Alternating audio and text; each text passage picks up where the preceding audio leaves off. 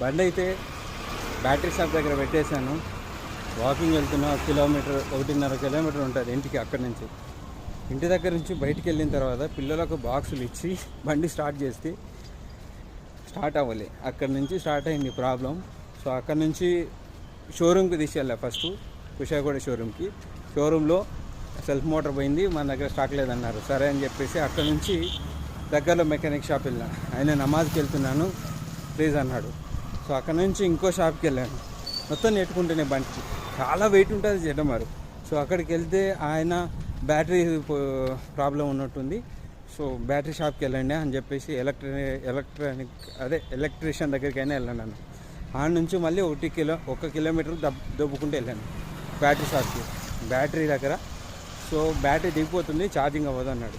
So battery దగ్గర డబ్బులు లేక ఇప్పుడు ఆడ పెట్టి ఇంటికి వెళ్ళిపోతున్నాను. అన్నం కూడా